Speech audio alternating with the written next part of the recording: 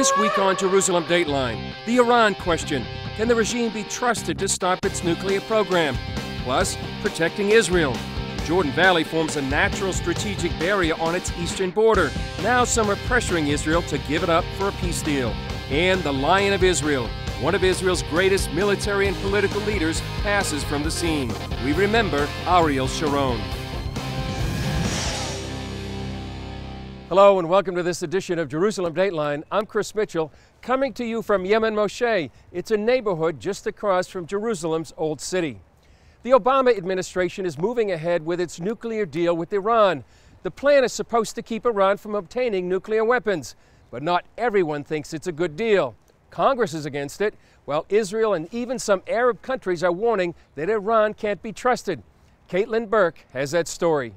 The White House calls it a chance at diplomacy. We have the opportunity to test whether or not this can be resolved between the international community and Iran peacefully, which is the preferred way that it would be resolved. Iran has agreed to allow its nuclear program to be inspected daily, limit its uranium enrichment, and cut back some of its stockpile.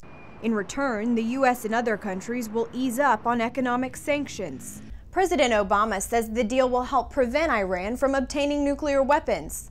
But critics say it's unlikely to slow down their nuclear program at all. I'm by no means confident that this deal, at this point or even later, is going to prevent Iran from doing what it's been wanting to do for years and been working very hard to do, spending a lot of money to do, and that's the development of nuclear weapons. A majority of U.S. senators support new sanctions on Iran, even as international negotiations are ongoing. I think creating a sanctions regime that is an insurance policy and also creates leverage for us is incredibly important. But the White House is pushing back against that idea, saying further sanctions will close the door to diplomacy. Meanwhile, Vice President Biden tried to ease some of Israel's concerns. He was in the Holy Land Monday for the memorial service of former Prime Minister Ariel Sharon. Israel might be taking a wait-and-see attitude for now, but attacking Iran is still an option. It's a last resort for Israel to actually go and use military force to destroy the nuclear weapons facilities. But the Israelis seriously haven't taken it off the table. One hopes that President Obama has not taken that option off the table. Iran and the six world powers have 6 months to come to a final deal. President Obama says if Iran doesn't live up to the terms of the agreement, tougher sanctions will be quickly implemented. Caitlin Burke, CBN News. U.S. Secretary of State John Kerry is traveling the Middle East to arrange a peace deal between Israelis and Palestinians. But one reported part of the agreement has many Israelis worried. Kerry is expected back in Israel soon for another round of talks. Those talks could have a major impact on one of Israel's most strategic areas. The Jordan Valley straddles the border between Israel and the Kingdom of Jordan. According to some reports, U.S. Secretary of State John Kerry is proposing an international force, perhaps U.S. troops, to control the valley and eventually turn it over to the Palestinian Authority. The Jordan Valley runs from the Sea of Galilee to the Dead Sea. It's about 75 miles long and 9 miles wide. It forms a natural barrier between Israel and its neighbors to the east, Jordan, Syria, Iraq, and Iran. Many see it as Israel's security belt, a geographical barrier and an indispensable military buffer. It's been reported the Palestinian Authority is demanding the Jordan Valley as part of an agreement with Israel. But should Israel give up this strategic piece of land? That Israel is entitled to defensible borders on which Israel can defend itself with its own forces. And the only available defensible borders is here in the Jordan Valley. Retired General Uzi Dayan lectures military leaders around the world about the strategic value of the Jordan Valley. He also points out it's only 40 miles from the Jordan Valley to the Mediterranean Sea. Almost everybody understands that my 3 points, which says defensible borders should give you a strategic depth, a capability to defend yourself from an outside attack, and combating effectively terrorism. Dayan also says instability on Israel's eastern front in Syria, Iraq, and Jordan is another reason to keep the Jordan Valley. David El Haini, the mayor of the Jordan Valley Regional Council, wonders what will happen if Israel's friends are wrong. Our friends, the United States, the European states, says take chance, take risk for the peace, and give up all the area. And what will happen after 5 and 10 years if we will take those risks? And the border will be near Tel Aviv, and they will throw fire and bombs to Tel Aviv. We can't take any risk. The Jordan Valley has to be under Israeli sovereignty. Past history has made Israelis reluctant to give away land. In 2000, they pulled out of South Lebanon, and Hezbollah filled that vacuum. In 2005, Israel pulled out of Gaza, and now Hamas controls that area. While the peace talks go on, many don't want the same fate to come to the Jordan Valley. Meanwhile, an international economic campaign is trying to force Israel out of the Jordan Valley. Farmers are being hurt by a boycott designed to punish Israel. The International Boycott, Divest and Sanctions campaign is targeted at Israel's involvement in areas like the Jordan Valley. It was launched by Palestinian activists in 2005 to force Israelis to abandon that land. And it's been hurting ordinary people. In a few years, or even this or next year, we won't be able to sell to any European community our product, and then we will need to find other places to do that, or to decide to step out of it. It will break my heart if we will leave for nothing. If it will be for a peace treaty and for a greater good, it won't break my heart. Israeli farmers in the Jordan Valley rely heavily on exports. But those exports dropped off by more than 14% last year. That adds up to about $29 million lost. They've mainly been hurt by Western European supermarket chains in Britain and Scandinavia. Jordan Valley settlers say the boycott also hurts about 6,000 Palestinians employed on their farms. Israel faces international pressure and isolation. However, the Jewish state is often among the first to help others in times of crisis. Case in point, the typhoon that devastated the Philippines last year. The emotional damage caused by the storm is taking a toll on many. That's why one group of Israeli counselors has traveled to the region. They're partnering with CBN to help people cope with the emotional trauma. Lucille Talasan reports. More than 2 months since Typhoon Haiyan struck the Philippines, survivors like Lorraine Delieva still feel haunted by their near-death experience. The water was rising. My sister and I immediately ran out of the house and swam in the street to higher ground. My sister, who did not know how to swim, held onto a water jug. We were really frightened because the current was so strong. Lorraine and her sister lived in the hard-hit city of Tacloban. Their closest family lived 49 miles away, and all means of communication had been cut off. I worried so much for my daughters because we cannot contact them. I wasn't able to eat for 3 days and 3 nights thinking about them. My sister and I knew that our family was worrying about us, and so we decided to go home even if we had to walk for 3 days. Although her children are home, Monica still feels the trauma brought about by Haiyan. I still shake and I am afraid every time it rains hard and I hear the strong wind. More than 16 million Filipinos have been affected by the storm. More than 6,000 died. 2,000 are still missing. 600,000 are homeless, and tens of thousands of survivors work to rebuild their lives. Aside from attending to the physical and spiritual needs of the victims of Typhoon Haiyan, CBN Disaster Relief has brought in an Israeli team of experts in trauma counseling, and this is to help the people cope with their tragic experiences so that they can move on with their lives. We chose to partner with CBN because you're really willing to give any help that is needed everywhere. Dr. Farid's group helped train various government units, the Red Cross, and several schools. The teaching is very simple. Activate the person, activate yourself, try to stay out of being helplessness. I feel very relaxed now. I will teach this to my family and apply it to my 2 daughters who are most traumatized in trying to save themselves. Thank you so much to the Israeli Relief Coalition and to CBN. You enlightened our minds and you've taught us not to lose hope. Dr. Farhi is optimistic that the strong faith of the Filipino people and the resilience displayed by survivors will help them put the trauma of Typhoon Haiyan behind them. Lucille Telusan, CBN News, Giwan, Samar. Coming up, Ariel Sharon fought for Israel on the battlefield, in the political arena, and in the court of international opinion. Our look back on the life of Israel's warrior. Leaders from around the world gathered in Israel this week to pay a final farewell to former Israeli Prime Minister Ariel Sharon.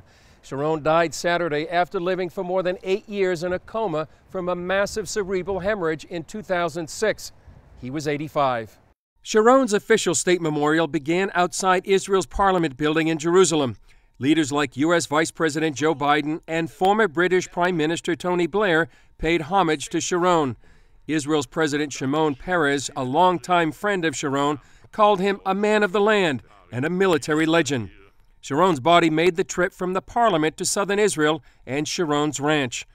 On the way, Israel's military honored Sharon at Latrun, the site of one of Israel's pivotal battles during its War of Independence in 1948, where Sharon fought and was wounded. Then Sharon's body made its way to his ranch and final resting place. At the gravesite, Sharon's 2 sons, Gilad and Omri, had their shirts torn as a biblical sign of mourning. His son Gilad declared his father turned the impossible into reality. IDF Chief of Staff Benny Gantz saluted Sharon as commander and said the IDF would continue to emulate his military initiatives. Sharon is now buried behind me on his beloved ranch, and he leaves behind a rich legacy in Israel's modern history. For nearly 60 years, for better or for worse, Sharon was on the front lines of Israel's military and political battles. At his funeral, his supporters remembered Sharon as a leader who felt a deep responsibility for the Jewish state, its people, and their promised land. Sharon's legacy lives on in Israel. Older generations remember him as the brilliant and daring general with the swagger, hero of the desert in Israel's 3 major wars from 1948 to 1973. But he also became a symbol of Israel's occupation of Lebanon in 1982. And as prime minister in 2005, he led a deeply divisive campaign to uproot thousands of Jewish residents of the Gaza Strip. It was done in the name of peace. But Sharon missed the years of rocket attacks on Israel and that Hamas takeover of Gaza that followed the pullout. Sharon believed Jews had a right to visit their holiest site on Jerusalem's Temple Mount. But when he went there in 2000, the Palestinians launched a second violent uprising, or intifada. Israelis elected him prime minister just a few months later. He was the last prime minister that actually fought in our war of independence when Israel regained its independence and sovereignty back in 1948. Sharon was one of modern Israel's most popular prime ministers. His battlefield exploits earned him the name the Bulldozer. Sharon began his career as a fighter in the Haganah, the Jewish underground army, and he fought in Israel's 1948 War of Independence. In the 1967 Six-Day War, his lightning moves against Egypt and the Sinai helped Israel triple the territory it controlled, almost overnight. In 1973, with Israel in desperate straits after it was attacked on the holy day of Yom Kippur, Sharon's bold maneuver trapped the Egyptian Third Army and turned the tide of the war. But in Israel's next war, Lebanon in 1982, Sharon was disgraced. Many blamed him for failing to prevent a massacre of Palestinians in the Sabra and Shatila refugee camps. He resigned as defense minister, but stayed in the mainstream of Israeli political life. He also helped mastermind the Jewish settlement building in Judea, Samaria, and the Gaza Strip.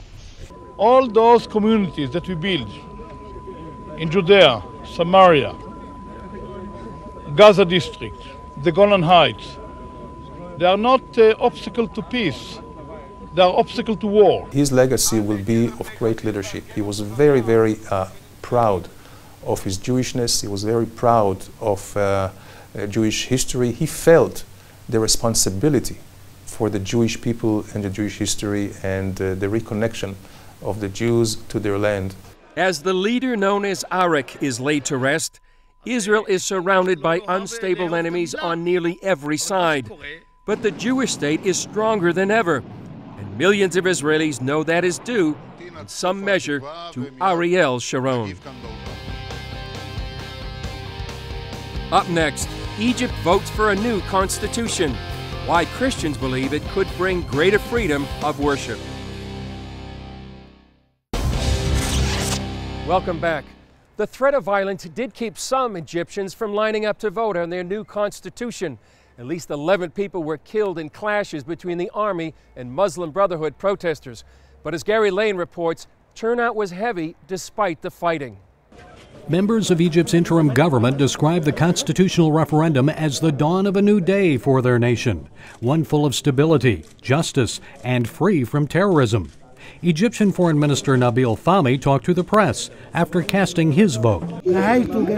"We are laying the building blocks for a new political foundation," he said, "one that will lead us to all working together and starting to build Egypt." But some are still bent on destroying Egypt in the interim.